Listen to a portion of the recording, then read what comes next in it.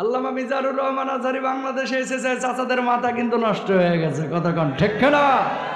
15 লাখ 20 লাখ 25 লাখ মানুষ যেন তেন ব্যাপার না। কতক্ষণ ঠিক না?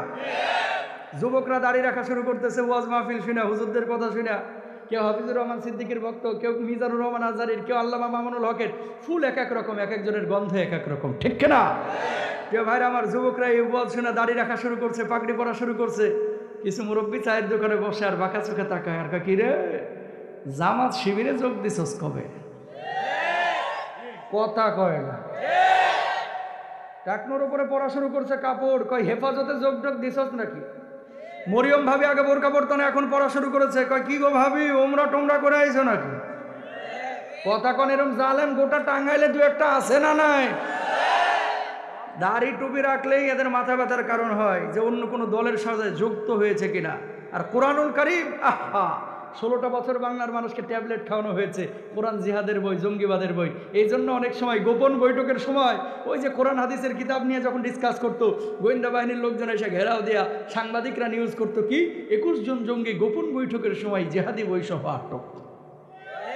কথা বলেন না কেন? যুবক তোমরা বলো, কোরআন কি জিহাদি বই? দাড়িটা কি জিহাদের দাড়ি? টুপিটা কি জঙ্গির টুপি? কেউ যদি টুপিকে বলে জঙ্গির টুপি, দাড়িকে কেউ যদি বলে জঙ্গির দাড়ি, কোরআনকে কেউ যদি বলে জঙ্গির কিতাব, কেউ যদি জুব্বাকে বলে জঙ্গির জুব্বা, 1000 বার জঙ্গি হতে রাজি আছি, জবাব দিতে রাজি আছি, আল্লাহ আল্লাহর নবীকে কষ্ট দিতে রাজি নাই। ঠিক কিনা? আসসালামু আলাইকুম ওয়া রাহমাতুল্লাহি ওয়া বারাকাতুহু। আলহামদুলিল্লাহ,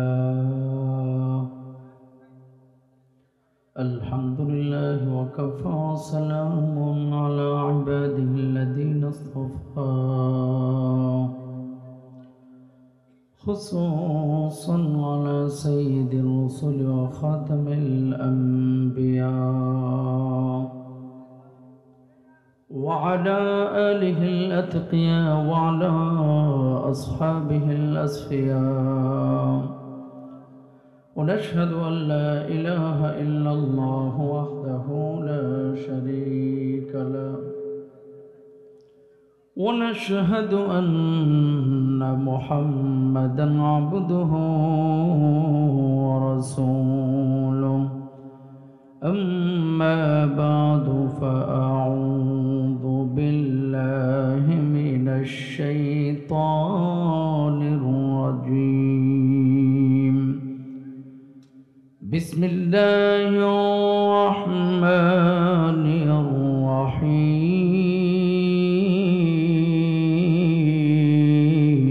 الرحيم. من ذا الذي يقرض الله قرضا حسنا فيضاعفه له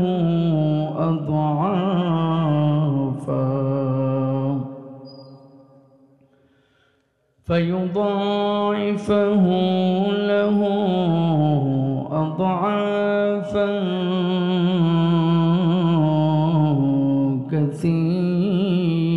كثيرا، والله يقبض ويبسط وإليه ترجعون.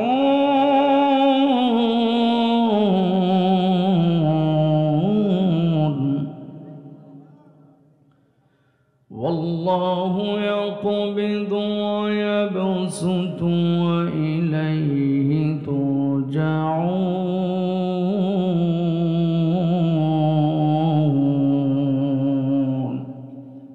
صدق الله العظيم. وقال النبي صلى الله عليه وسلم: إذا استحلت أمتي خمسا فعليهم الدماء، إذا ظهر التلاون وشربوا الخمور ولبسوا الحرير واتخذوا القيام واكتفى الرجال بالرجال والنساء بالنساء. وقال تعالى في شأن حبيبه: إن الله وملائكته يصلون على النبي يا أيها الذين آمنوا صلوا عليه وسلموا تسليما. درود إبراهيم পড়ে اللهم صل على محمد وعلى آل محمد كما صليت على إبراهيم وعلى آل إبراهيم إنك حميد مجيد اللهم بارك على محمد وعلى آل محمد كما باركت على إبراهيم وعلى آل إبراهيم إنك حميد مجيد একটি আয়াত তেলাওয়াত করেছি কোরআনের ময়দানে কোরআনের পাখি যখন কথা বলে যে কোনো ইসলামিক স্কলার বক্তা মুফাসসির শ্রোতাদের উচিত বক্তা দেখে ওয়াজ না শোনা শ্রোতাদের উচিত হচ্ছে কোরআনের কথা সুন্নাহর কথা হচ্ছে কিনা সেই কথা শুনে তারপরে আলোচনা শোনা ঠিক কিনা এখন যারা আপনারা বসেছেন নির্বাচিত ব্যক্তিগুলোই বসেছেন এই তাফসিরের ময়দানে যদিও আপনারা বসেছেন আসমান থেকে কিছু ফেরেশতা নেমে আপনাদের উপরে রহমের ডানাগুলো বিছিয়ে দিয়েছেন জোরে বলেন না সুবহানাল্লাহ আর আমার আল্লাহ রাব্বুল আলামিন বলছেন মা ইয়াকুনু ইবাদি ও আমার ফেরেশতারা আরামের ঘুমকে হারাম করে দুনিয়ার সব কাজ কর্ম বর্জন করে পঙ্গপালের মতো যারা এই কোরআনের ময়দানে ছুটে এসেছে কি করে কি বলে কি করে কি বলে কি করে কি বলে ফেরেশতারা তখন বলে আল্লাহ এই মানুষগুলো আপনার কোরআনের কথা শোনার জন্য এসেছে আপনার নবীর সুন্নাহের কথা শোনার জন্য এসেছে এই মানুষগুলো আপনার জিকির আজকার করছে আল্লাহ রাব্বুল আলামিন তখন বলেন হাল রাউনি এই মানুষগুলোকে কখনো আল্লাহ রাব্বুল আলামিন দেখছে ফেরেশতারা তখন বলে আল্লাহ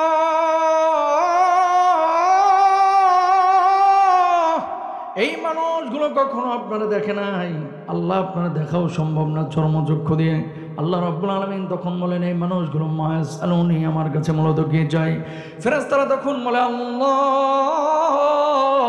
এই মানুষগুলো আপনার কাছে জান্নাত কামনা করে এই মানুষগুলো আপনার কাছে জাহান্নামের আযাব থেকে মুক্তি চায় আল্লাহ রাব্বুল আলামিন তখন বলেন ও আমার ফেরেশতারা তোরা সাক্ষী থাক উশহিদতুকুম গফারতু লাহুম কোন শীতের রাত্রে আরামের ঘুমকে হারাম করে যে মানুষগুলো কোরআনের ময়দানে পঙ্গপালের মতো ছুটে এসেছে আমি আল্লাহ রাব্বুল আলামিন ওই মানুষগুলোর জীবনের গুনাহ খাতাগুলো মাফ করে দিলাম জোরে বলেন না সুবহানাল্লাহ নিয়ে এসেছেন আমাদেরকে কে এই যে মানুষগুলো আপনারা বসেছেন কপালওয়ালা মানুষগুলো নির্বাচিত ব্যক্তিগুলো এই তাফসিরের ময়দানে বসেছেন জোরে সোরে একবার বলেন আলহামদুলিল্লাহ তোমার ইকো নাই ইকো দাও না রে ভাই চিল্লায় কথা বলা যায় একটু ইকো দাও ইফেক্ট দাও আর সাউন্ডটা কেমন যেন ড্যাব ড্যাব করতেছে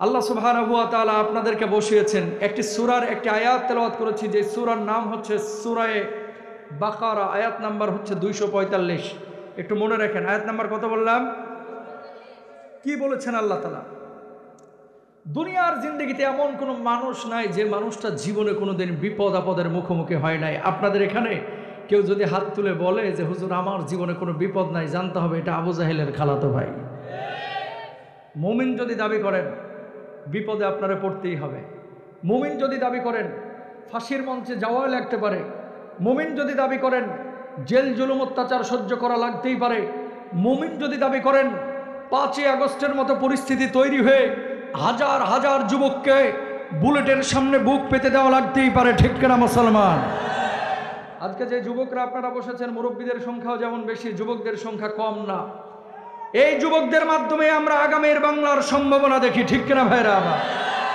এই যুবকদেরকে আপনারা বলতেন গেম খেলে এই যুবকদের কিচ্ছু হবে না এই যুবকরা দিয়ে সারাক্ষণ এই মেয়ে নিয়ে ঘুরে এই যুবকরা মোবাইল নিয়ে ব্যস্ত থাকে এই যুবকরা গান শুনে এই যুবকরা ডিজে পার্টি করে খালি হতাশার গল্প শুনিয়েছেন সেই যুবকরাই জেগেছিল 16 বছরের জগদ্দল পাথরকে বাংলার জমিন থেকে তাড়িয়ে দিল্লি পাঠিয়ে দিয়েছে এই যুবকরা আবার জাগবে এবার বাংলার জমিনে কালিমার পতাকা উড়বে ঠিক কিনা প্রিয় ভাইরা আমার যে যুবকরা আজকে বসেছে এই যুবকদেরকে আল্লাহ খালিদ বিন ওয়ালিদের মতো কবুল করুন বলুন আমিন এই আয়াতে কারিমায় আল্লাহ আপনার কাছে দুইটা জিনিস চেয়েছেন জোরে বলেন কয়টা আরো জোরে বলেন কয়টা কি চেয়েছেন আল্লাহ তাআলা আপনার কাছে বাপ মা কোনো জিনিস চাইলে আপনি দেন আত্মীয় স্বজন কোনো জিনিস চাইলে আপনি দেন বাপ মা যদি আপনার কাছে কোনো জিনিস চায় আপনি বলেন হুজুর কি বলেন জীবনটাও যদি বাপ মা চাই, বাপ মার জন্য জীবন দিতেও রাজি আছি। আল্লাহ আপনার কাছে দুইটা জিনিস চেয়েছেন, কি চেয়েছেন একটু খেয়াল করেন। আল্লাহর দিবেন কি দিবেন না সিদ্ধান্ত আপনার, আলোচনার পরে আগে শুনেন কি চাচ্ছেন।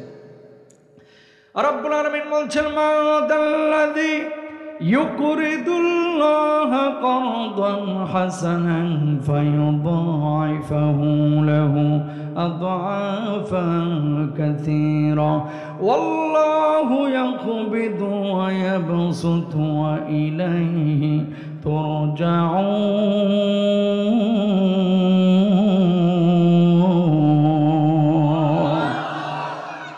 আল্লাহ রাব্বুল আলামিন বললেন, যে ব্যক্তি আল্লাহ রাব্বুল আলামিনকে ঋণ দিবে, আল্লাহ রাব্বুল আলামিন কিয়ামতের ময়দানে তার জন্য দ্বিগুণ বদলার ব্যবস্থা করবেন, 3 গুণ বদলার ব্যবস্থা করবেন, 4 গুণ বদলার ব্যবস্থা করবেন, বহু গুণ বদলা বাড়াইয়া দিবেন।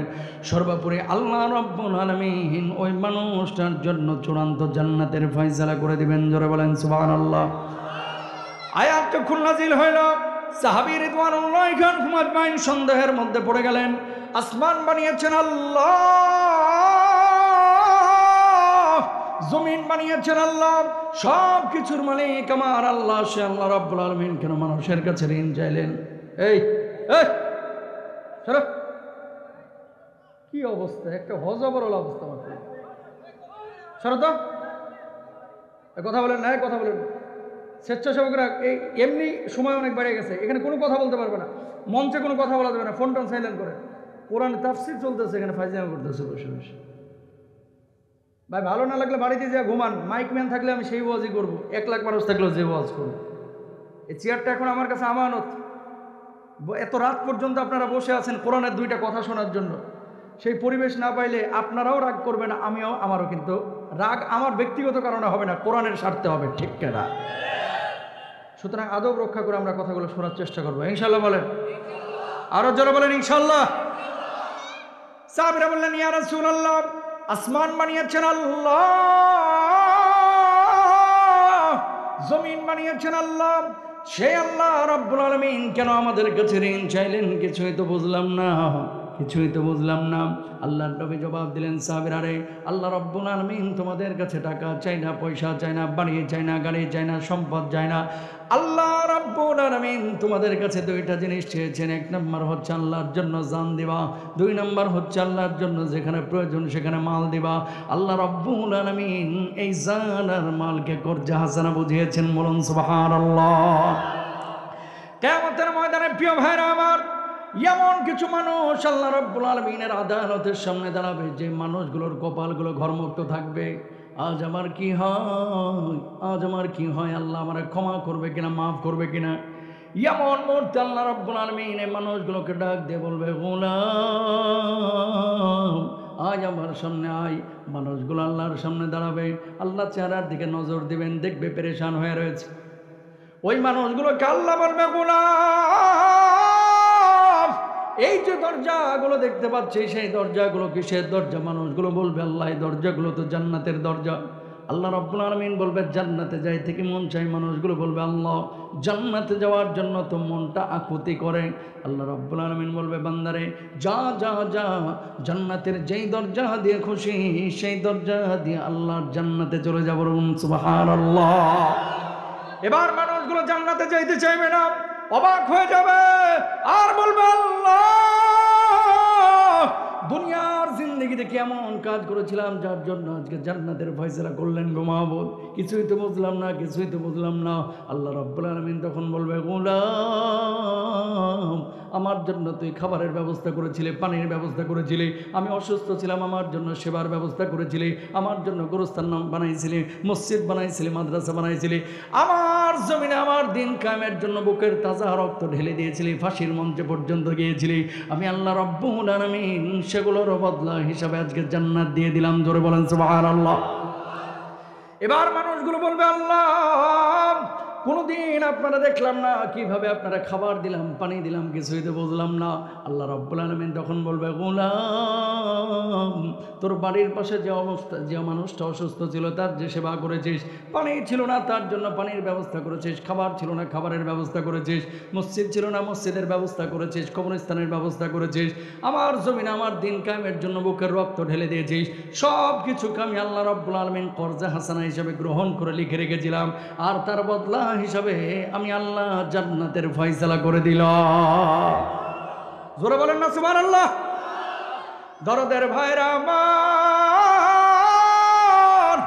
এই জামানায় টাকা দেওয়ার জন্য মানুষের অভাব নাই। মসজিদ বানাইতে হলে কোনোদিন দেখবেন আপনি টাকা দিলেও মসজিদ চলবে, না দিলেও চলবে, ছাদ ঢালাই হয়ে যায়, 2 তলা 3 তলা 5 তলা হয়ে যায়। মাহফিল টাকার জন্য আটকা থাকে না, কোনো স্থানও টাকার জন্য আটকা থাকে না। টাকা দেওয়ার মানুষের অভাব নাই, কিন্তু আল্লাহর জন্য জান দেওয়া, রক্ত দেওয়া মানুষের মুমিনের বড্ড অভাব, ঠিক কিনা? টাকার সামনের কাতারে নবীজি কি বলছেন, কিয়ামতের আগে এমন কিছু মসজিদ দেখবা তোমরা, যে মসজিদে মুসল্লির সংখ্যা বাড়বে কিন্তু ইমানদারের সংখ্যা কমবে। এই জামানা চলতেছে, সেই জামানা। জুমার নামাজে ছাদও ভরে যাচ্ছে, কপালে 6 ইঞ্চি কালো দাগ, সামনের কাতারে ইমামের পাশে নামাজ পড়ে, অথচ সুদের ডিলার নিয়ে বসে রয়েছে। সরি, আমি অন্য এলাকার কথা বলতেছি, আপনার এলাকায় একটাও সুদখোর নাই? আছে এলাকা তো, আছে না নাই? নবীজি আরেকটা হাদিসে কি বলছে খেয়াল করেন, ইউসবিহুর রাজুলু মুমিনা ওয়া ইউমসি কাফিরা। সকালবেলায় থাকবে মুমিন, সন্ধ্যাবেলায় হয়ে যাবে কাফের, সন্ধ্যাবেলায় থাকবে মুমিন, সকালবেলায় হয়ে যাবে কাফের। এই জামানায় হাজার হাজার মুসল্লি মসজিদে আছে, আর ঈমান নাই, ও জানেও না, নিজেও জানে না। কথা বলেন ঠিক কিনা? বলবেন হুজুর এটা আবার কেমন কথা? টাকার ওযু ভঙ্গের কারণ কি ঈমানদাররা জানে, রোজা ভঙ্গের কারণ কি এটা মুসলমানরা জানে, কিন্তু যদি বলা হয় ঈমান ভেঙে যায় কি কারণে, এটা মুসলমানরা 95% মুসলমানই জানে না। এই জন্য আপনাদের টাঙ্গাইলে কিছু লোক পাবেন, দেখবেন নামাজও পড়ে আবার যায় ওই মাজারের মধ্যে জটা বাবাদের সামনে সিজদা দিয়ে পড়ে থাকে। কথা বলেন না কেন? আছে না নাই? এবার আসেন, আয়াতটা যেদিন নাজিল হয়েছে পরবর্তী দিন আবু বকর রাদিয়াল্লাহু তাআলা গিয়েছে মদিনার বাজারে, কিনারায় দাঁড়ায় ইয়াহুদি ঠেস মেরে আবু বকরে বলতেছে, কি গো আবু বকর, তোমার নবী এতদিন বললো আল্লাহ আসমান জমিন সব বানাইছে, এটা আবার কেমন আল্লাহ? আল্লাহ দেখে মানুষের কাছে ঋণ চায়, তার মানে তোমার আল্লাহ একটা ফকির। নাউজুবিল্লাহ, জোরে বলবেন না? আমার আল্লাহ কি ফকির নেই? নরম মেজাজের আবু বকর গরম হয়েছে। দ্বিতীয়বার আবার বলছে তোমার আল্লাহ ফকির, আবু বকর আরেকটু গরম হয়েছে। তৃতীয়বার আবার বলছে তোমার আল্লাহ ফকির। এবার যাইবি কই, বাম হাত দিয়ে টুটি ধরে ডান হাত দিয়ে ঠাস করে ইয়াহুদের গালে থাপ্পড় বসায় দিছে আবু বকর। আল্লাহু আকবার বলা।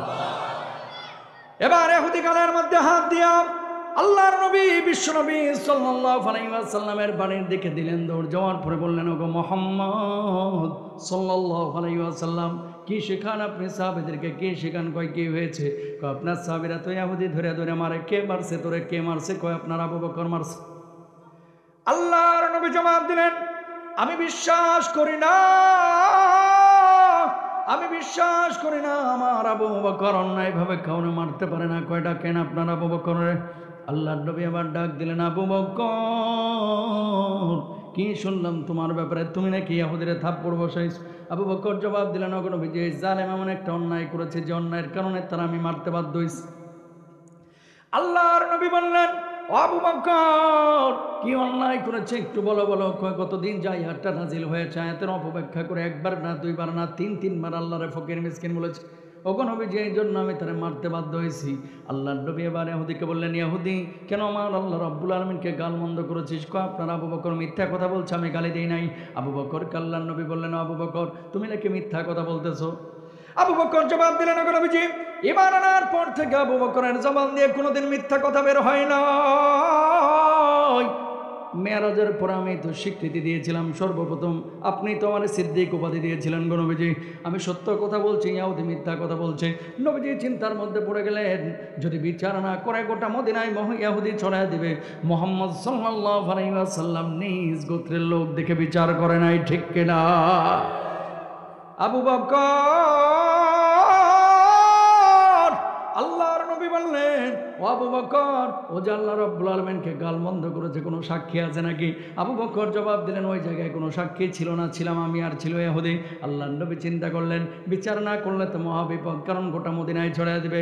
ও আবু বকর, কিচ্ছু মনে করো না, যেভাবে তুমি থাপ্পড় দিয়েছো সেইভাবে একটা থাপ্পড় দিয়ে দেখ, শোধবোধ হয়ে যাক। নবীজিকে আবু বকর জবাব দিলেন, ইয়া রাসূলুল্লাহ, আল্লাহ রাব্বুল আলামিনকে গালমন্দ করেছে, এই জন্য তারা আমি থাপ্পড় বসাইছি। এটা যদি আমার অন্যায় হয়ে থাকে, ইয়াহুদি আমার থাপ্পড় কেন? আমি আবু বকরের জীবনটাও যদি নিয়ে চলে যাই, আল্লাহর কসম আবু বকরের কলিজার মধ্যে বিন্দু মাত্র কষ্ট থাকবে না। বলুন আল্লাহু আকবার। ডাকেন আপনার ইহুদিরা আমার মারতে বলেন, কোনো সমস্যা নেই। নবীজি ইহুদিরে ডাক দিছে, এদিকে আয়। সত্যি মারছে? কয় মারছে। কয় যেভাবে আমার আবু বকর মারছে, একটা থাপ্পড় বসে আছে, শোধবোধ হয়ে যাক। ইহুদি কেবল রেডি হচ্ছে, আজকে তোর একদিন কি আমার একদিন। সঙ্গে সঙ্গে আরশ আজিমে গ্রিন সিগন্যাল চলে গেছে। সরে বলেন না সুবহানাল্লাহ। আরশ আজিমে আছে কে? আরো আসতে বলেন আল্লাহর নামটা, জোরে বলেন কে? আর আমি আল্লাহর নাম এমন ভাবে নিবেন যাতে করে সীমান্ত ভেদ করে ওপারের দাদা বাবুদের জ্বালা পোড়া তৈরি হয়ে যায়, ঠিক না?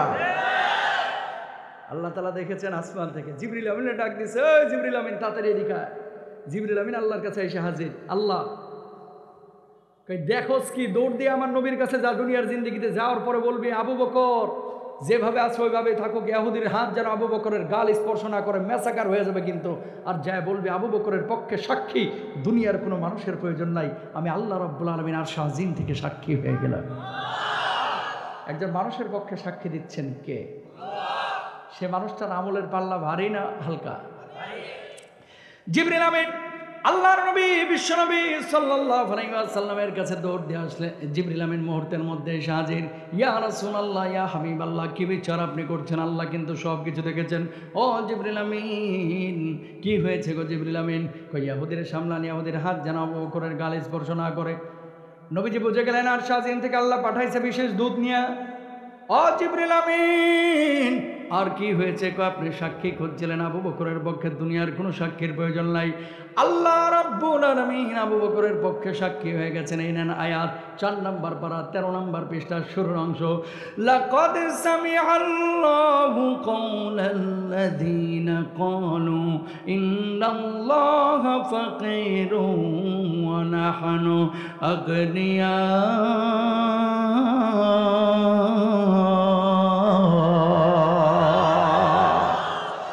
আল্লাহ রাব্বুল আলামিন তার কথা শুনেছেন যে আমার আল্লাহ রাব্বুল আলামিনকে ফকির বলেছে, মিসকিন বলেছে। আমার আল্লাহ ফকির না, আমার আল্লাহ মিসকিন না। কুল কায়নাতের যারা আমার আল্লাহ রাব্বুল আলামিনকে ফকির মিসকিন বলে গালি দেয়, ওই কুলাঙ্গাররাই সবচাইতে বড় বড় ফকির মিসকিন, ঠিক কিনা? অতরতের ভাইরা আমার, এবার আপনারাই জবাব দেন। আবু বকর আপনার আমার চাইতে নামাজ কম পড়তো না বেশি? রোজা কম না বেশি? তাহাজ্জুদ, আপনাকে নারায়ণগঞ্জের এমপি সাহেব তো প্রতিদিন 70 থেকে 80 রাকাত তাহাজ্জুদ পড়তো। কথা কন না গেল?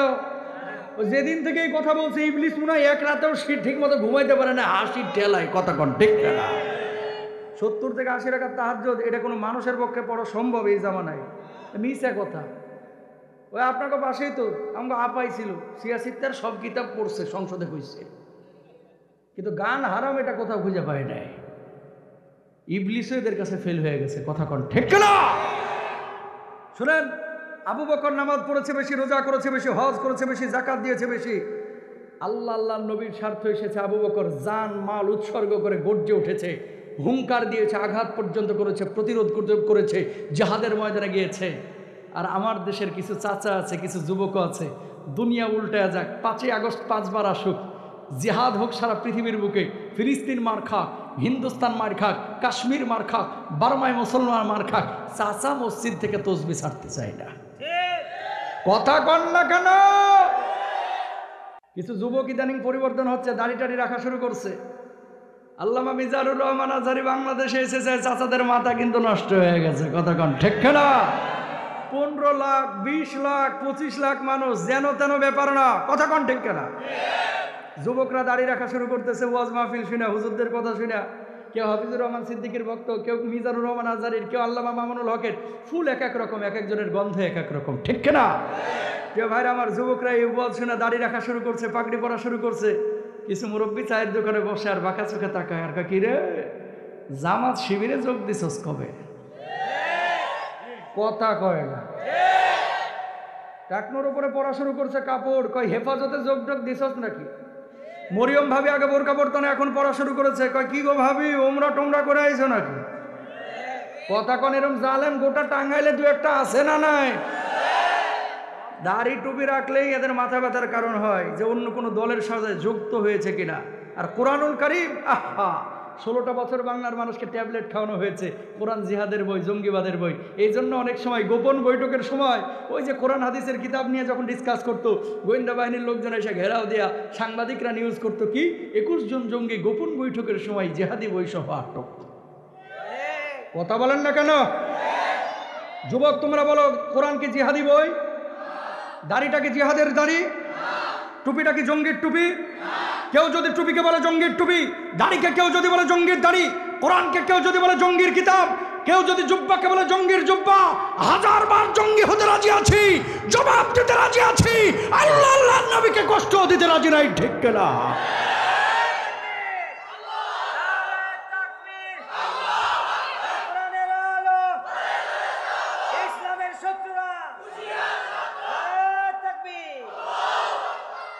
নিরপেক্ষ কথা বলবেন, বাংলার জমিনে কোরআন যদি থাকে লাভ না ক্ষতি? সবাই একমত? এবার প্রমাণ নেন। ইসবিহুর রাজুলু মুমিনা, নবীজি বলছেন যে সকালবেলায় থাকবে মুমিন, সন্ধ্যাবেলায় হয়ে যাবে কাফের। এদেশের মানুষ নামাজ, রোজা, হজ, যাকাত 4-5টা বিষয়কে ইসলাম মনে করে, এগুলো করতে রাজি আছি। কিন্তু আল্লাহর জমিনে আল্লাহর দিন কায়েম করা, ইসলামের আইন বাস্তবায়ন করা নামাজের মতো ফরজ, এই ফরজ কিন্তু চাচাই মানতে নারাজ। কথা কয় না। এজন্য কোরআনের পক্ষে শক্তি যদি ভোটে দাঁড়ায়, ইসলামী আন্দোলন সহ বাংলাদেশের ইসলামিস্ট যারা, তারা যদি ভোটে দাঁড়ায়, এদেরকে অনেক সময় ভোট দেয় না। এগেনস্টে হিন্দু ভোটে দাঁড়াইলে প্রতীকের কারণে অনেক হিন্দুকে ভোট দেয়, তাও কোরআনওয়ালাদেরকে অনেক জালেম ভোট দেয় না, ঠিক না? তুমি দাবি করলে একদিকে মুসলমান আর একদিকে হিন্দু, হিন্দু কি জীবনে কোরআনের আইন বাস্তবায়ন করবে? আমি হিন্দুদেরকে খারাপ বলতেছি না, ভুল বুঝবেন না, হিন্দুরা আমাদের ভাই। এদেশে হিন্দুরা থাকবে, খ্রিস্টান থাকবে, ইহুদি থাকবে, ইসকনের জঙ্গিরা থাকতে পারবে না। কথা বলেন ঠিক কিনা? রাতের অন্ধকারে মন্দিরে হামলা করে এটা কাপুরুষতা, এটা কোনো মুসলমান করতে পারে? কিন্তু আল্লাহর জমিনে আল্লাহর কোরআনের আইন যারা বাস্তবায়ন করতে চায়, তারা আমাদের কলিজার টুকরা। যারা কোরআনকে পছন্দ করে না, তারা আমাদের কলিজার টুকরা হতে পারে? আমার কয়েকদিন আগে প্রোগ্রাম ছিল উজবেকিস্তান। আপনারা যে ডেটটা পাইছেন, ওই লন্ডন থেকে কে কাইম মোল্লারে ধরছে, আমি মনে করছি যে না জানি কি প্রোগ্রাম।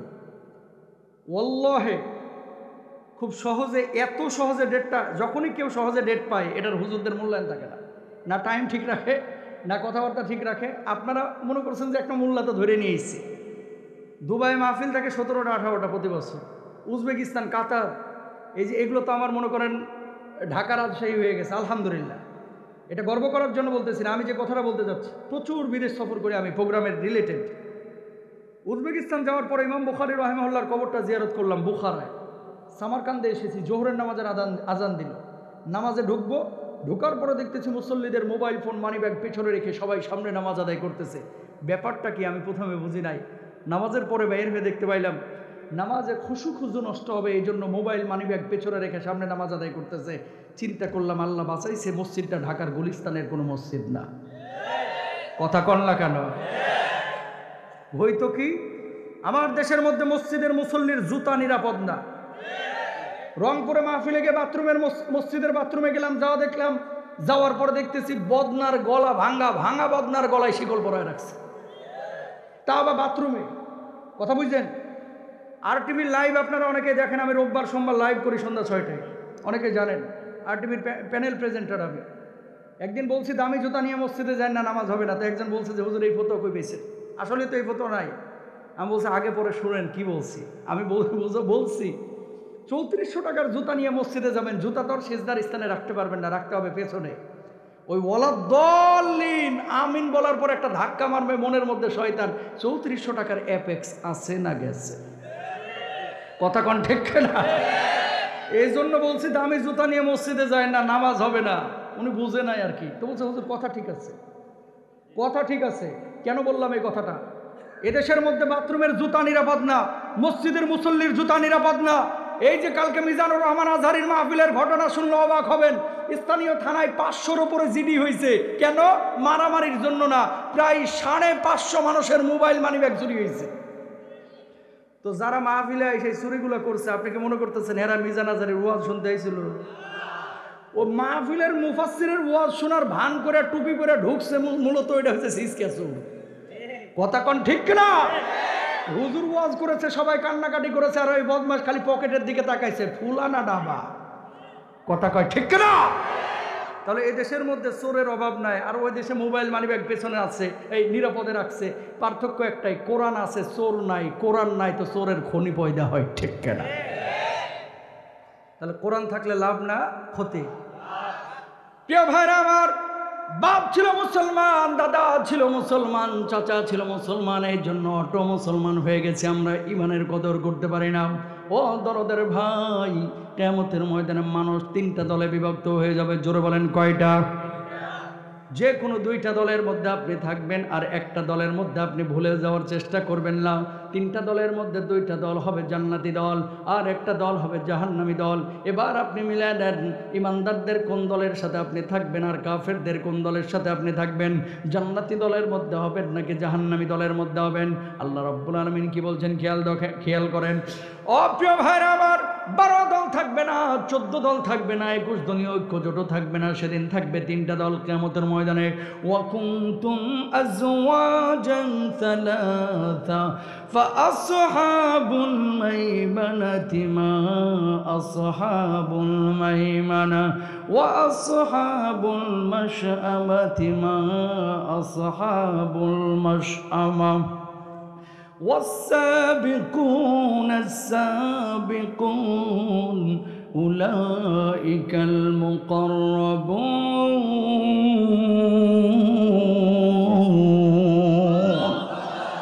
আল্লাহ রাব্বুল আলামিন বললেন, ওই কিয়ামতের ময়দানে গোটা মানব জাতিকে 3টা দলে বিভক্ত করা হবে। 1 নম্বর হচ্ছে ডানপন্থী দল।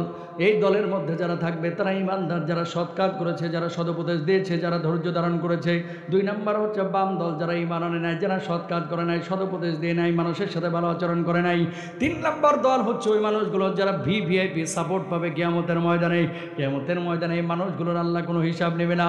এরা কারা? এরা নবী, এরা শহীদ, এরা সালেহ ব্যক্তি।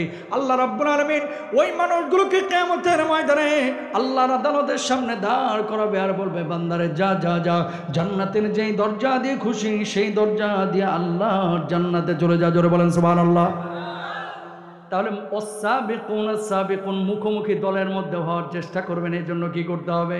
শাহাদাতের তামান্না বুকের মধ্যে নিতে হবে, শহীদের চেতনা বুকের মধ্যে রাখতে হবে, নবীর জন্য জীবন দেওয়া, আল্লাহর জন্য জীবন দেওয়া, বুকের রক্ত দেওয়ার মানসিকতা থাকতে হবে। ইনশাআল্লাহ। কলিজার ভাইরা আমার, ওয়াসহাবুল মাশআমাতি মা আসহাবুল মাশআমা, এই মানুষগুলো আল্লাহর প্রতি ঈমান আনে নাই। এমন কিছু মুসলমান এখন বের হয়েছে, মুখে দাবি করে ঈমানদার, কিন্তু অন্তরের মধ্যে কুফুরে আকীদা পোষণ করে। উদাহরণ দিয়ে একটা বুঝতে পারবেন ক্লিয়ার কাট। ডারউইনের মতবাদ বাংলার জমিনে অনেক বিশ্ববিদ্যালয়ে পড়ানো হয়। অনেক শিক্ষিত মানুষ বিশ্বাস করে যে মানুষকে আল্লাহ বানায় নাই, মানুষ এমনি এমনি হয়ে গেছে। আগে ছিল বানর, লেজ পরে পশম পরে তারপরে মানুষ হয়ে গেছে। যারা এই কথা বলে তাদের বাপ দাদা বানর থেকে হইতে পারে, আমাদের বাপ দাদা না। ঠিক কেডা? এটা যদি কেউ বিশ্বাস করে তার ঈমান থাকবে?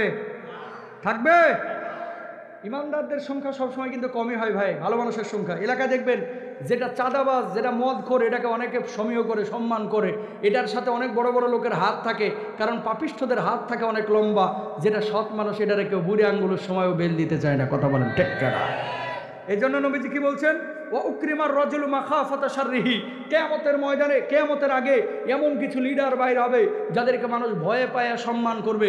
সামনে আসলেই আসসালামু আলাইকুম স্যার, ভালো আছেন স্যার, আপনার শরীরটা ভালো তো স্যার, স্যার আসতে কষ্ট হয়নি তো স্যার। স্যার 7 মিনিটে 54 বার স্যার স্যার করে, যেমনি স্যার সামনে থেকে চলে যায়, খাটাসটা মরে না। কথা বলেন ঠিক কিনা? নবীজি এই কথা বলেছেন। এখন এই যে ডারউইনের মতবাদ যারা বিশ্বাস করে, অনেক এরকম নাস্তিক মুরতাদ আপনার সামনে যখন আসে, আপনিও সার করেন, সামনে থেকে চলে গেলে তখন আবার এদেরকে গালমন্দ করেন। আপনারা জোরে সরে বলেন তো আমাদের সৃষ্টিকর্তা কে? আরো জোরে বলেন কে? লাকাদ খালাকনাল ইনসানা ফি আহসানি তাকওয়ীম।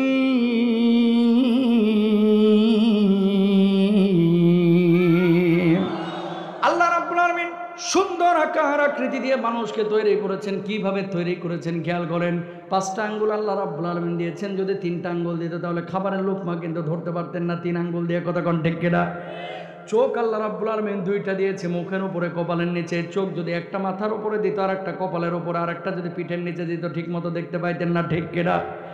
ও কলিজার ভাইরা আমার, নাকটাকে আল্লাহ রাব্বুল আলামিন মুখের উপরে ফিটিং করছে। নাকটাকে যদি মুখের উপরে না দিয়া আপনার নিতম্বের উপরে পিঠের নিচে যদি আল্লাহ ফিটিং করতো, ভাত খাইতেন না, ঘাস খাইতেন, আপনি গন্ধ পাইতেন না, শুধুমাত্র মাটি মাটি লাগতো।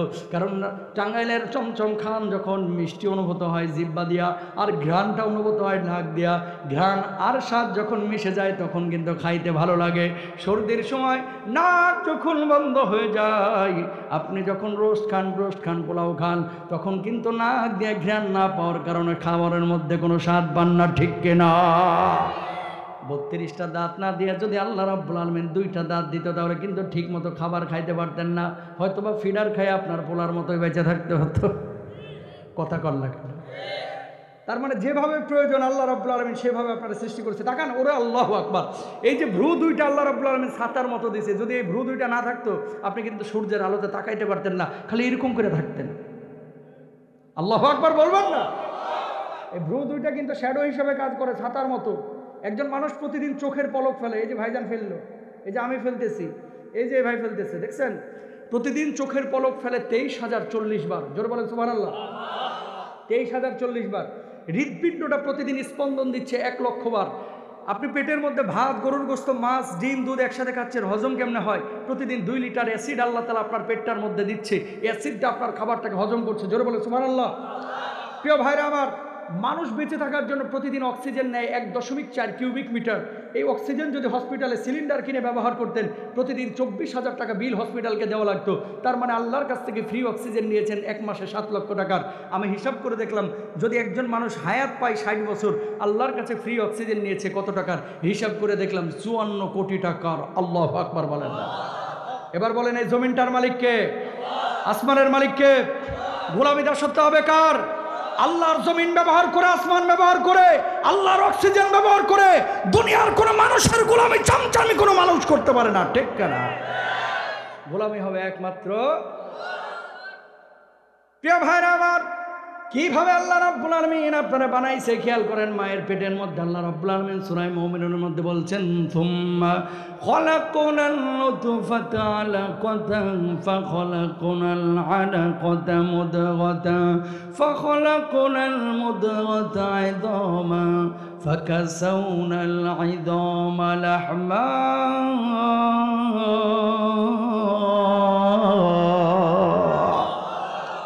আমার আল্লাহ রাব্বুল আলামিন বললেন, বাপ মার মিলনের পরে তোমার মায়ের অন্ধকার পেটের মধ্যে আমি আল্লাহ রাব্বুল আলামিন একটা শুক্রবিন্দু তৈরি করলাম।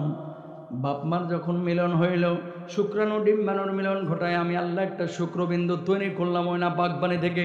ওই শুক্রবিন্দুটাকে মায়ের পেটের মধ্যে আমি আবার একটা রক্তের পিণ্ডে পরিণত করলাম। ওই রক্তের পিণ্ডটা এবার চোখের মতো দেখা যায়, তো এটাকে আমি আবার গোশতের পিণ্ডে পরিণত করলাম। গোশতের টুকরার উপরে আপনার মাথার হাড়, বুকের হাড়, পিঠের হাড়, মেরুদণ্ডের হাড়, পায়ের নলার হাড়, এই হাড়গুলোকে আল্লাহ রাব্বুল আলামিন বলছে আমি কাটার মতো বিছায় দিলাম। ওই গোশতের প্রলেপের ওপর আমি হাড় দিলাম, হাড়ের ওপরে আবার গোশতের প্রলেপ দিলাম।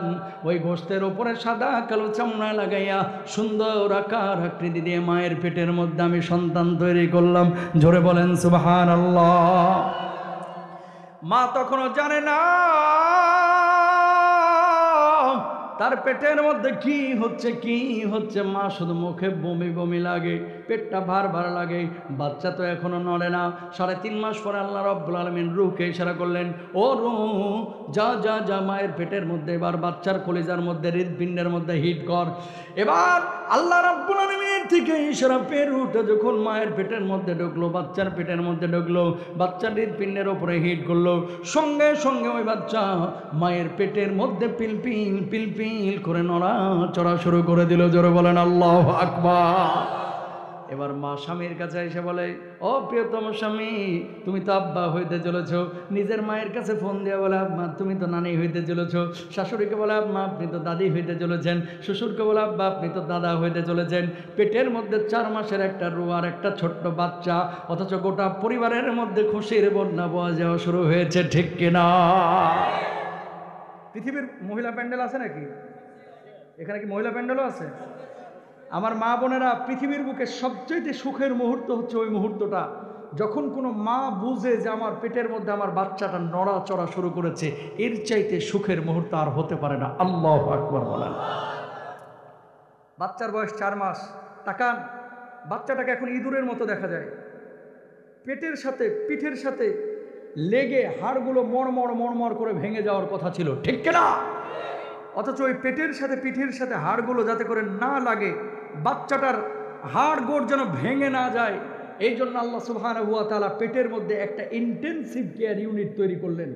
2 লিটার 2.5 লিটার পানি আটকায় এরকম সাদা বেলুনের মতো একটা প্যাকেট তৈরি করলেন। ওই প্যাকেটের মধ্যে আল্লাহ তাআলা 2.5 লিটার পানি ঢুকায় দিলেন। পানি ঢুকায় দিয়ে বাচ্চাটাকে ওই পানির উপরে ভাসায় দিলেন। মায়ের হাইজের রক্তটাকে বন্ধ করে বাচ্চার নারীর সঙ্গে মায়ের নারীটাকে মিলিয়ে দিলেন। মা এবার ডানে যায়, বাচ্চা চলে যায় বামে, মা যায় বামে, বাচ্চা চলে আসে ডানে। মা বসে, বাচ্চা উপরে এসে ঘাপটি মেরে বসে থাকে। মা যখন রাত্রিবেলায় ঘুমায়, বাচ্চাটা পিলপিল পিলপিল করে মায়ের পেটে লাথি মারে, গুতা মারে। জোরে সরে বলেন আল্লাহু আকবার। স্রষ্টা কে? আরো জোরে বলেন কে? তাকান, বাচ্চা যখন জন্ম নিল, একটা হয় বাপের মতো আর একটা হয় মায়ের মতো। ব্যাখ্যা কি? ইবনে কাসির রাহিমাহুল্লাহ বলেছে, মা এবং বাপ মার মিলনের সময় যদি বাপের টাগে নির্গত হয়ে যায়, বাচ্চা হয় বাপের মতো। মায়ের টাগে নির্গত হলে বাচ্চা হয় মায়ের মতো। জোরে বলেন সুবহানাল্লাহ। এবার বলেন তো আমাদের স্রষ্টা কে? মাকে এত সম্মান কেন দেওয়া হয়েছে? এই তাকান, সময় কম। এই পৃথিবীর বুকে কেউ আপনার নিঃস্বার্থ ভালোবাসে না। প্রত্যেকটা মানুষ আপনার অবস্থানকে ভালোবাসে, অবস্থানকে। কথা বুঝেন নাই? যতদিন বক্তা আছে, যতদিন মাল আছে, যতদিন চেয়ারম্যানগিরি আছে, যতদিন বক্তব্য দিতে পারি, সম্মান ইজ্জত আছে। যেদিন চেয়ারম্যানগিরি নাই, এমপিগিরি নাই, সেদিন থাকবে দিল্লিতে পলাতক। কথা কোন ঠিক না? এই অবস্থানকে ভালোবাসে, কেউ নিঃস্বার্থ ভালোবাসে না। আপনারা যদি পৃথিবীর বুকে কেউ বলে যে নিঃস্বার্থ ভালোবাসে, মৃত্যু। কোনো না কোনোভাবে আপনাকে স্বার্থের জন্য ভালোবাসে। এই যে শুনেন, এই যে রিসিভ করছে মনে করেন 50টা হুন্ডা। অনেক মাহফিল এরকম হয়, মাহফিল থেকে হুজুর যখন যাবে একটা হুন্ডা পাওয়া যায় না। তার মানে এত আগ্রহ ছিল আগে, এখন গেল কই? কথা কন না কেন? আপনাদের টাঙ্গাইলেই হয়েছে, এই চর এলাকা 2 বছর আগে 200 হুন্ডা দিয়ে রিসিভ করছে। কয়শো? আমি বলছি বাপরে বাপ, আজকে কি যেন হয়। ওমা মাহফিলের পরে দেখি কি 2টা বুড়া বসে রয়েছে, চোখে দেখে না, কানেও শুনে না। মানে যতক্ষণ ওয়াজ চলছে সবাই ছিল, দোয়া শেষ, বুড়া ছাড়া আর কেউ নাই। তো হুন্ডাওয়ালারা গেল কই? এর মানে কি? মানুষ আসলে স্বার্থে নিয়ে পৃথিবীতে চলে। নিঃস্বার্থ যদি ভালোবাসে আপনার মা, আপনার মা, এরপর আপনার বাপ, আর কেউ না। ছেলে মেয়ে লুলা হোক, কানা হোক, ল্যাংড়া হোক, বাপ মা কখনো ছেড়ে চলে যায় না। স্বামী যদি ল্যাংড়া হয়ে যায়, অনেক সময় বউ ফেলা থেকে চলে যায়। কথা দেখেন, মানে স্বামী দিয়ে আর কাজ কাম হবে না, এই মিসকিন হয়ে গেছে, এ আর কর্মক্ষম না, অনেক সময় বউ ছাড়ে চলে যায় ওরে, যে এরে দিয়ে আর হবে না। কিন্তু মা কোনো সন্তানকে কানা খোড়া পাওয়ার পরে সন্তানকে ছাড়া চলে যায় না। ভাই, ম্যাক্সিমাম বুড়া মানুষ আপনারা আমাদের কাছে এসে মাঝে মাঝে কান্দেন, কয় হুজুর বাপ মা দুঃখের সময়গুলো দেখে গেছে, সুখের সময়গুলো দেখে যাইতে পারে নাই। অধিকাংশ বুড়া মানুষ এই কথাগুলো বলে, হাতটা জোর করে বলে। পৃথিবীর বুকে নিঃস্বার্থ ভালোবাসে যেহেতু মা, এই মাটারে কষ্ট দিয়েন না। এই মা আপনার জন্য অক্লান্ত পরিশ্রম করেছে, বাপ আপনার জন্য পরিশ্রম করেছে। কোনো মাকে দেখবেন না জোহরের নামাজের পরে সবার আগে ভাত খাইতে। কেন খায় না? রান্ধে তো মাই, চুলা থেকে তুলে গরম গরম খাই ফেলতে পারতো না? খায় না, একটাই কারণ, বাচ্চা কাচ্চা স্বামী কি খায়, কতটুকু খায় আগে দেখে লই, যেটা থাকে নিচ থেকে অল্প একটু খায়া চলে যায়, এর নাম মা, ঠিক কেনা? তুমি যখন ঢাকা থেকে আসো ভাই, তোমার ব্যাগের দিকে তাকায় তোমার ছেলে, তোমার ব্যাগের দিকে তাকায় তোমার মেয়ে, তোমার মাটা তাকায় থাকে তোমার মুখের দিকে, যে বাজান সকাল থেকে মনে হয় কিছু খাই নাই। ঠিক না? লন্ডন থেকে যখন মানুষ আসে ব্যাগের দিকে তাকায়, কয় লাগেজ আনছে, কয় ব্যাগ আনছে, তাকায় ব্যাগের দিকে, লাগেজের দিকে, আর মাটা আপনার মুখের দিকে তাকায়।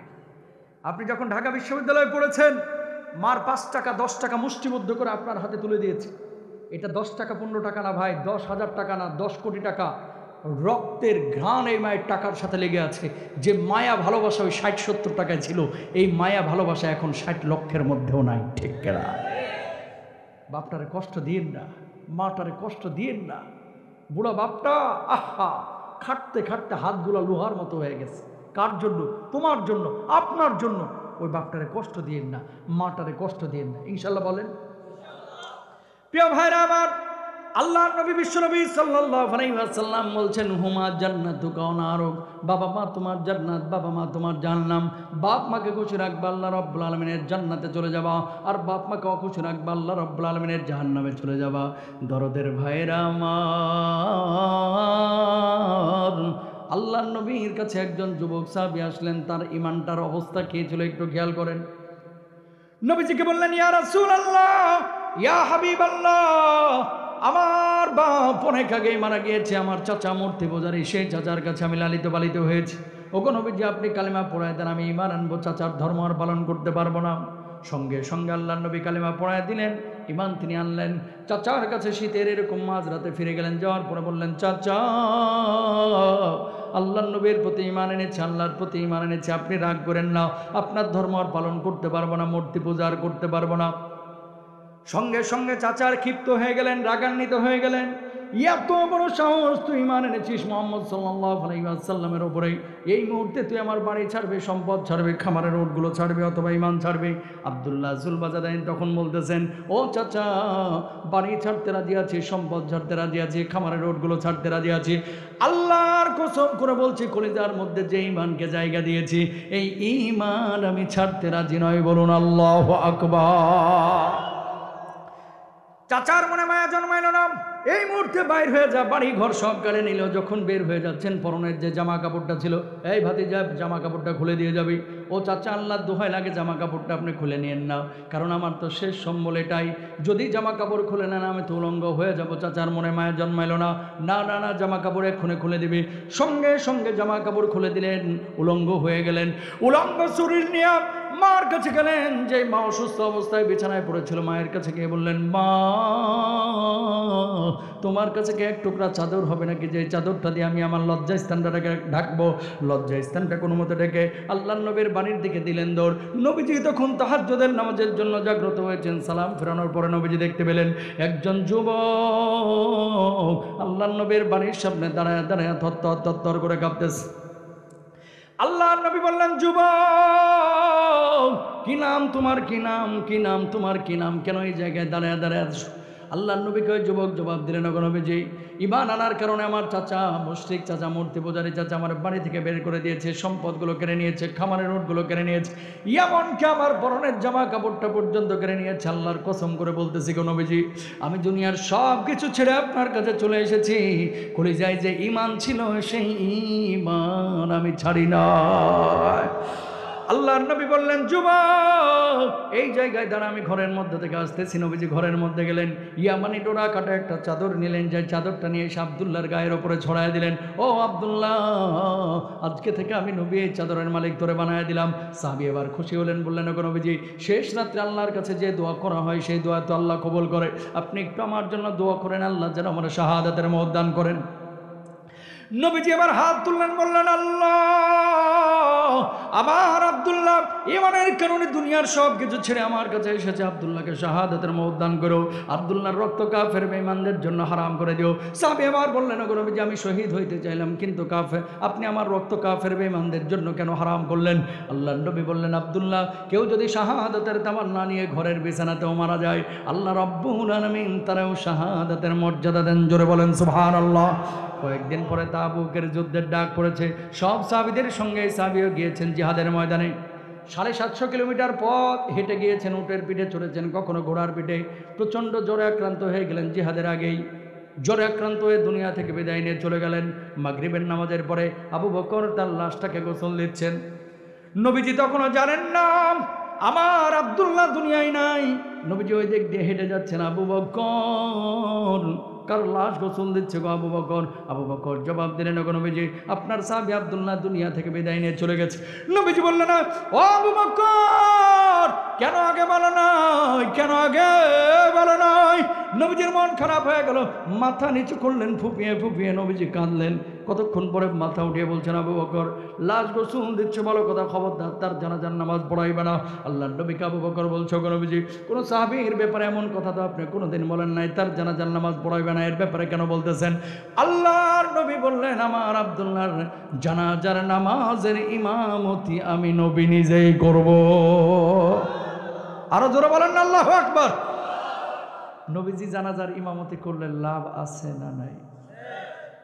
জানাজার নামাজ হয়েছে, সাহাবীরা দৌড় দিয়েছে কবরে নামার জন্য। নবীজি বলছে একজনও নামবি না। নবীজি সবার আগে কবরের মধ্যে নামলেন। আবু বকর এ পাশে নামো, ওমর এ পাশে নামো। পৃথিবীর শ্রেষ্ঠ 3 জন মানুষ সেই কবরের মধ্যে নামা। লাশটা আমার হাতে দাও। নবীজি হাতে লাশটা নিয়ে বলছে, আল্লাহ, এ আব্দুল্লাহর উপর আমি খুশি আছি, আল্লাহ তুমিও খুশি হয়ে যাও। আল্লাহু আকবার। লাশ দাফনের পরে সাহাবীরা বাড়ি চলে যাচ্ছে, আবু বকর যায় না, এইভাবে কবরের উপর থাপ্পড় মারতেছে। সাহাবী এসে বলছেন, আবু বকর কবরে থাপ্পড় মারেন কেন? কি কপাল নিয়ে জন্ম নিয়েছিল রে, এই আব্দুল্লাহর লাশের জায়গায় আমি আবু বকরের লাশটা আজকে কেন হলো না? আল্লাহু আকবার বলেন।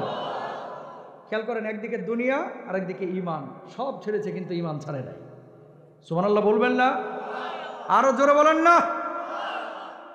মুরব্বী যদি মুসাফির এলাকায় আসে, ধরেন দূর দেশ থেকে, তাবলিগ তুবলিগ আসে না অনেক সময় মসজিদে, দেখবেন কিছু পোলাপান খালি চেহারার দিকে তাকায় থাকে।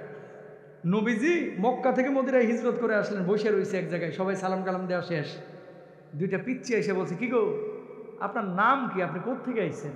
আল্লাহর নবী জবাব দিলেন, আমার নাম মুহাম্মদ সাল্লাল্লাহু আলাইহি ওয়াসাল্লাম, আমি মক্কা থেকে এসেছি। যে দুইজন জিজ্ঞেস করছে, একজনের বয়স 10 বছর, আরেকজনের বয়স 8 বছর। নবীজি এদেরকে জবাব দিলেন, আপনি কেন এসেছেন এখানে? কয় হিজরত করে এসেছি, আমার এলাকার মানুষ আমাকে বের করে দিয়েছে অত্যাচার করে। কয় কারণটা কি? কয় সত্য প্রচার করেছে এই জন্য। আল্লাহর নবীকে এই কথা বলা শোনার পরে এই দুই বালক বলতেছে, কেন মানুষ আপনাকে অত্যাচার করলো? কে বেশি অত্যাচার করলো? কয় ইমানের কারণে। কে অত্যাচার করেছে? আবু জেহেল অত্যাচার করেছে। দুইজন সাহাবী, এই দুইজন পিচ্ছি বের হওয়ার পরে চোখে চোখে চোখ রেখে একজন আরেকজনকে বলতেছে, ভাইরে, এত ভালো মানুষটাকে যে লোকটা কষ্ট দিয়েছে, এর নাম নাকি আবু জেহেল। কোনোদিন যদি আবু জেহেল্লারে পাইছি, তো আবু জেহেল্লার একদিন কি আমগো একদিন। আল্লাহু আকবার বলেন না। কয়েকদিন পরে বদরের যুদ্ধের ডাক পড়েছে। নবীজি ঘোষণা করলেন, কে কে আছো জিহাদের ময়দানে যাবা। মদিনার সব পুরুষরা এসে হাজির, কানা, ল্যাংড়া, বুবা, বয়রা, যা আছে, বুড়া তুরা, যুবক সব এসে বলছে, ইয়া রাসূলুল্লাহ, আপনার সাথে জিহাদে যাইতে চাই। আল্লাহু আকবার বলেন না। নবীজি বলতেছে, যার শক্তি আছে সেই যাবে, পরীক্ষা হয়ে যাক। সিরিয়ালে দাঁড় করাইছে। ছোট্ট পিচ্ছি, একটার বয়স 10 বছর, একটার বয়স 8 বছর। নিজের বাড়িতে গেছে, যা দেখে মা কাঁদতেছে। আম্মা কান্দেন কেন? কই নবীজি বদরের যুদ্ধে যেতে বলেছে, সব ঘর থেকে পুরুষরা যাচ্ছে, আজকে তোর বাপটা জীবিত থাকলে তোরাও যেতে, তোর বাপও যাইতো, এই জন্য মনটা খারাপ, আমি কাঁদতেছি। পিচ্ছি দুইটা বলতেছে, মা কান্দো না, তুমি যদি অনুমতি দাও আমরা দুই ভাই আল্লাহর নবীর সেই জিহাদের মুজাহিদদের সাথে শামিল হব। আল্লাহু আকবার বলে। মা বললো যে, যা, তোদেরকে পারমিশন দিয়ে দিলাম। কেমন মা! আহা, চোখের পানি মুছে বলতেছে, আজকে আমার পেটটা সার্থক হয়েছে যে তোদের মতো দুইটা মুজাহিদ আমি জন্ম দিয়েছি। আল্লাহু আকবার বলেন।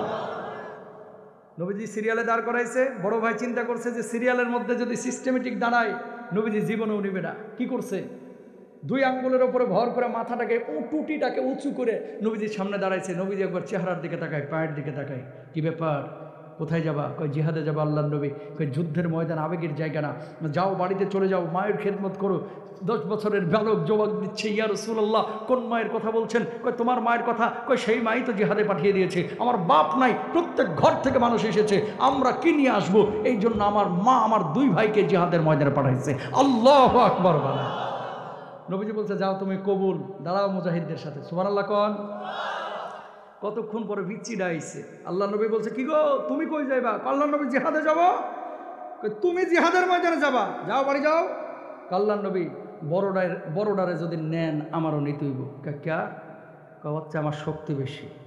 কয় বুঝবো কিভাবে? কয় কুস্তিতে লাগান, যদি না পারি আমার নিয়েন না। সুবহানাল্লাহ কোন না। নবীজি বড়ডারে রাখছে, এদিকে আয়, কুস্তিতে লাগ, যেটা পারবে এটারে নিব। যেমনি কুস্তিতে লাগাইছে, বড়ডার কানে কানে ছোটটা যে চুপ করে বলতেছে, ভাইরে জীবনও তো পারতাম না তোর লগে, আমি একটা ধাক্কা মারবো তুই নিচে পড়ে যাবে, আমি যাইতে ধরবো, ভাবসাব নিব যে আমার হেভি শক্তি, তুইও ভাব নিবি তুই দুর্বল, দুইজনেরই যদি আল্লাহ নবী ন্যায় মায়া করিয়া। সুবহানাল্লাহ কোন না। ভাই হালকা ধাক্কা মারছে, নিচে পড়ে গেছে, শুরুটা এমনভাবে যাইতে ধরছে, নবীজি চোখের দিকে তাকায় বলছে, ইয়া রাসূলুল্লাহ, দেখলেন তো শক্তি কার বেশি, নিবেন কি নিবেন না সিদ্ধান্ত আপনার। আল্লাহ নবী বলছে, দুইজনই কবুল। জোরে বলেন না সুবহানাল্লাহ। কয়জনই কবুল? জিহাদের ময়দানে সাহাবীরা যাচ্ছে 313 জন, কাফেরদের সৈন্য সংখ্যা কয় হাজার? 1000। বলেন কত? মুসলমানদের ঘোড়া হচ্ছে মাত্র 8টা, তরবারি হচ্ছে 2টা। তরবারি কয়টা? 313 জনকে 2টা তরবারি ভাগ করে দিলে এক একজন 21টা করে তরবারি পায়। মাইরি অঙ্কে দেখি হিরো আলমের চেয়েও কাঁচা। শোনেন, একটা ইঞ্চি পরিমাণ পাইবনি কেউ। 2টা তরবারি, 313 জন সাহাবী গেছে জিহাদের ময়দানে, সবাই যুদ্ধ করতেছে মুখোমুখি, যে যেভাবে পারতেছে। ছোট 2টা খালি ঘোরে, ছোট তরবারি নেয়া। আব্দুর রহমান ইবনে আউফের সামনে পাইছে, চাচা আবু জাহেল্লা কোন না? আল্লাহু আকবার বলবেন না? কেন আবু জাহেলরে কি করবা? আপনি মক্কার মানুষ, আবু জাহেলরে চিনেন, আমরা মদিনার মানুষ, আমরা তো আবু জাহেলরে চিনি না। দেখেন সবাই খুচরা কাফের নিয়ে ব্যস্ত, আর 2টা প্রথমেই ছক্কা পিটাইতে চায়। সুবহানাল্লাহ কোন না? মারলে বড়ডারে মারমু, ছোটডারে মারমু কা? সুবহানাল্লাহ কোন? চাচা আবু জাহেল্লা কোনটা? কয় উঁচু পাহাড়ে তাকাও, ঘোড়ার উপর বসে তর্জন গর্জন দিচ্ছে, কোন বাপের বেটা আছিস আই, কল্লা উড়ায় দিব, এই করব সেই করব, চাপাবাজি করতেছে সামনে সেনাবাহিনীর প্রোটেকশন নিয়ে। কথা কথা বুঝেন নাই? সেনা প্রধান সামনে সিকিউরিটি গার্ড আছে না নাই? সিকিউরিটি গার্ড নিয়ে বলতেছে, আয় কার সাহস আছে, মার বুক খালি করবে, স্বামীকে মানে শেষ করে বিধবা করে দেবে স্ত্রীকে, চাপাবাজি করতেছে। আমগো এলাকাতে এরকম কিছু লিডার ছিল, আসো খেলা হবে, খেলা হবে, খেলার কথা বলে এখন দিল্লি গিয়ে বয়ে রয়েছে। কথা বলেন ঠিক না? সারা জীবন পুলিশ নিয়ে খেলতে ভালোই লাগে, এখন গেলা কোথায়? কথা কন না কেন? এখন গেল কোথায়? তো এরকম এখন কোথায়? দিল্লিতে। আর বেটা শুধু দিল্লি না, দুবাইও আছে। শুনেন, আবু জাহেল এরকম বলতেছে তর্জন গর্জন দিয়ে, ওই পিচ্ছি 2টা আবু জাহেলের ওখানে গিয়া কেমনে যেন পায়ের ফাঁক ফকর দিয়ে, সেনাবাহিনীর ফাঁক ফকর দিয়ে ঢুকে গেছে। এরাও বুঝে নাই যে নবীজির 2টা সৈনিক। সুবহানাল্লাহ কর না। যায় তরবারি দিয়া আবু জাহেলের তাক করতেছে, দেখে এই উঁচু এই ছোট তরবারি দিয়ে কেমনে পারমু আরে। শুরুটা আর একটা বড়টার দিকে তাকায় বলতেছে, ভাইরে উপরে মেরে লাভ নাই, ঘোড়ার পা 2টা কাইটা দেয়, যদি পড়ে যায় আবু জাহেলের শেষ করে ফেলবো। আল্লাহু আকবার বলেন না? দিল ঘোড়ার উপরে কোপ, পায়ের উপরে কোপ দিয়েছে, 2 পা কেটে আবু জাহেল্লা নিচে পড়েছে। আব্দুল্লাহ ইবনে মাসউদ মাথাটাকে ধরেছে, কল্লার উপরে তরবারি দিয়ে আঘাত করেছে, দেহ থেকে মাথাটা আলাদা করে আবু জাহেল্লাকে শেষ করে ফেলেছে। আল্লাহু আকবার বলেন।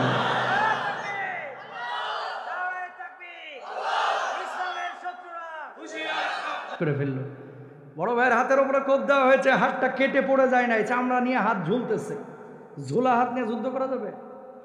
ভাই ছোট্ট মানুষ, 10 বছরের যুবক বালক, বাম পায়ের নিচে ডান হাত রেখে টান দিয়া হাতটাকে ছিঁড়ে, হাতটাকে বাম হাত দিয়ে দূরে নিক্ষেপ করে আল্লাহর জিহাদের ময়দানে গিয়েছে। ফি সাবিলিল্লাহ, জিহাদ করে আল্লাহর জমিনে আল্লাহর দ্বীন কায়েম করছে। বলুন আল্লাহু আকবার। সেই ইসলাম আমরা পেয়েছি, সেই ইসলাম আমরা পেয়েছি। আজকে বাপ ছিল মুসলমান, দাদা ছিল মুসলমান, অটো মুসলমান হয়েছি, তো এই জন্য ইমানের কদর করতে পারি না। কথা বলেন ঠিক কিনা? খেয়াল করে দেখেন, 16 বছর পরে যে মেয়েটা বাচ্চা পায়, বিয়ের 16 বছর বাচ্চা হয়নি, 16 বছর পরে বাচ্চা হয়েছে, এরকম বাচ্চার দেখবেন মায়াটা থাকে বেশি। কথা কন ঠিক কিনা? আর যে বাচ্চাটা প্রথম বছরই হয়ে যায়, এটার মায়া থাকে আর এক রকম। 16 বছর পরে যদি কেউ বাচ্চা পায়, কানা হইলেও কাল্লা, যা দিস আলহামদুলিল্লাহ। কথা কন না কেন? আর যেটা প্রতি বছর পাইতেছে, একটু ঠোঁটটা বাঁকা হয়েছে বা নাকটা একটু চ্যাপা হয়েছে, কেমন যেন দেখা যায়, এরা কুলাঙ্গার বাবা মা। ঠিক কিনা? ইসলাম পেয়ে গেছি অটো, ওই বাপের মতো, মানে বিয়ের পরে নাচাই দিয়ে বাচ্চা পেয়ে গেছি, এই জন্য ইমানের কদর করতে পারি না। রক্তের উপর দিয়ে যদি ভেসে ইসলাম আমরা পাইতাম, তাহলে ইসলামের কদর আমরা করতে পারতাম। ঠিক কিনা? কেন বললাম এই কথাটা? এই বাংলার জমিনে টাকা দেওয়ার মানুষের অভাব নাই, ইমান দেওয়া, ইমানের জন্য জান দেওয়ার, বুকের রক্ত দেওয়া মানুষের বড্ড অভাব, বড্ড অভাব, ঠিক কেনা? যে ভাইরা আমার, সারা পৃথিবীতে মুসলমান মার খাচ্ছে, মুসলমানের টাকার অভাব নাই, দেশের অভাব নাই, কেন মার খাচ্ছে এটা বলে আলোচনা শেষ করে দেব। তাকান, 1 নম্বর, ইদা দহরাত তালাউন, অভিশাপের মাত্রা মুসলমান বাড়াইয়া দিয়েছে। মুসলমান যারে পারতেছে ইচ্ছা হলে মেরে ফেলতেছে, মুসলমান যারে পাইতেছে তার হক মেরে দিচ্ছে, অভিশাপ দিচ্ছে, কেউ কাউরে ক্ষমা করে না। বাপ মারা গিয়েছে, অনেক সন্তান জমি নিয়ে গ্যাঞ্জাম, বাপের জানাজাই পর্যন্ত যাইতে চায় না। কথা বলেন ঠিক কেন? নিজের মা সন্তানকে বলে আল্লাহ যেন তোর বিচার করে। কেন রে ভাই, আপনি আপনার সন্তানকে কেন অভিশাপ দিবেন? খবরদার অভিশাপ দিবেন না। মানুষকে ভালোবাসেন, ক্ষমা করা শিখেন, আল্লাহ আপনারা ক্ষমা করবে ইনশাল্লাহ। বলেন। 2 নম্বর, মুসলমান কেন মার খাচ্ছে? ওলা বিসুল হারির, চিকন চাকন পোশাক মুসলমান পড়ছে, বেপর্দাহীন হবে ভাবে মুসলমান চলাফেরা করতেছে। আজকে যারা মোটা পোশাক পরে এসেছেন, এই মানুষগুলো মূলত পর্দার জন্য মোটা পোশাক পরেন নাই, ঠান্ডার জন্য মোটা পোশাক পরছেন, ঠিক কেনা? আমার মা বোনেরা যারা পোশাক পরে এসেছে, আজকে বোরকা পরে এসেছে, পর্দা করে এসেছে, মা বোনেরা বোরকার জন্য, পর্দার জন্য কম মানুষই এই বোরকা পরেছে অথবা মোটা পোশাক পরেছে, মাহফিলের জন্য পরেছে। মূলত এই মা বোনেরাই, নবীজি বলছে কিয়ামতের আগে এমনভাবে প্রকাশিত হবে, শরীরে পোশাক পরবে কিন্তু ভেতরের আকার আকৃতি বোঝা যাবে, উটের পিঠের মতো খোপাগুলোকে করে রাখবে। এই জামানা চলতেছে, সেই জামানা, ঠিক না? তাহলে ছেলেমেয়েরা, যুবকরা, আপনারা পর্দা করবেন ইনশাআল্লাহ। চোখটাকে হেফাজত করবেন। ম্যাক্সিমাম যুবকরা আজকে পাপে নিমজ্জিত হচ্ছেন, বিয়েটা হয়ে যাচ্ছে কঠিন, জেনা হয়ে গেছে বাংলাদেশে সহজ। কথা কয় না। বাপ মা বয়স ছেলের হয়ে যাচ্ছে, 33 বছর বিয়ে দিতে চায় না, 28 বছরের যুবক চাকরি পায় না, এই জন্য বিয়ে দেয় না। অথচ বাপের মেলা সম্পত্তি, অনেক টাকা, চাইলে বিয়ে দিয়ে এই বউ নিয়ে থাকতে পারতো, বেটার বউকেও দেখতে পারতো। শুনেন, যেই মেয়েটা আপনার ঘরে আসবে সে তার রিজিক নিয়ে আসে, এত পেরেশান হবেন না। আপনারা যে বারবার বলেন যে নিজের পায়ে দাঁড়া, নিজের পায়ে দাঁড়া, ও নিজের পায়ে দাঁড়াইতে দাঁড়াইতে 40টা মেয়ের সতীত্ব পর্যন্ত অনেকে নষ্ট করে ফেলে। কথা বলেন ঠিক না? তো এই ছেলে মেয়ে যদি জেনা করে, বাপ মাকেও দায়ী হইতে হবে। আবারও বলি, ছেলে মেয়েদেরকে দ্রুত বিয়ে করান, যত দ্রুত বিয়ে করাবেন তত দ্রুত এরা সুপথে ফিরে আসবে, জেনা ব্যভিচার থেকে বেঁচে থাকবে। বিয়ে কঠিন হবে, জেনা ব্যভিচার বেড়ে যাবে। এই মুসলিম বিশ্ব মার খাওয়ার পেছনে আরেকটা কারণ, লা ইয়াকুনান্না মিন উম্মতি আকওয়ামুন ইস্তাহিল্লুনাল হিরা ওয়াল হারিরা, জেনা ব্যভিচার, অবৈধ প্রেম রিলেশনকে এখন হালাল মনে করতেছে। কথা বলেন ঠিক কিনা? অনেক সময় বাপকে এসে কমপ্লেন করে যে আপনার মেয়েকে তো ঘাটাইলে এক ছেলের সাথে দেখে আসলাম। অনেক সময় বাপরা এরকম কয়, এই বয়সে একটু করে। নাউজুবিল্লাহ বলবেন না, অস্বীকার করতে পারবেন না ভাই। মোবাইল নিয়ে রাত্রেবেলায় প্রেম করে অনেক যুবক, অনেক যুবতী, মা জানে, বাপ জানে, কম্বলের নিচে মাথা দিয়ে কার সাথে যেন কথা বলতেছে, কিচ্ছু বলে না, বয়সের দোষ, একটু করে এই বয়সে। তার মানে আপনি হালাল বলতেছেন এটাকে? না, ছেলে মেয়েকে আটকান যে বাবা, জিব্বার জেনা করো না, চোখের জেনা করো না, লজ্জাস্থানের জেনা করো না, ঠিক না? আরে যুবকদেরকে বলি, তোমরা এখন কিছু মিয়া বাপের থেকে 4000 5000 টাকা নিয়ে মার্কেটে যাওয়ার পরে এমন কিছু প্যান্ট কিনে নিয়ে এসে যেন কুত্তায় কামড়ায় ছিঁড়ে রাখছে। কথা কর না কেন? হারাম। এই যে প্যান্ট ছেঁড়া আপনারা পড়তেছেন, রং চটা প্যান্ট পড়তেছেন, এই প্যান্ট ইসলামে জায়েজ নাই ব্যবহার করা, কোনোভাবে এটাকে অনুমোদন ইসলাম করে না, ঠিক না? মা বোনেরা, খোপা করে আপনারা বাইরে যাবেন না। খোপা যদি করতে হয় ঘরের মধ্যে করেন, চুলটাকে বেঁধে নিচের দিকে ঝুলিয়ে হিজাব করে তারপরে যাবেন। এখনকার কিছু মা বোন আছে পর্দা এই খাসভাবে করে না, ফ্যাশনের জন্য করে। বোরকা এখন আরও ফ্যাশন, শাড়ির চাইতে বেশি হয়। কথা কন ঠিক না?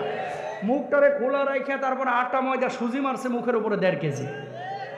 তো তুমি বোরকা পরলা, মুখ যদি এইভাবে খুলে রাখো তাহলে এটা খাস পর্দা হয় না। মুখ টুক ঢাকে রাখবেন, চোখ দুইটারে খুলে রাখবেন, ইনশাল্লাহ বলেন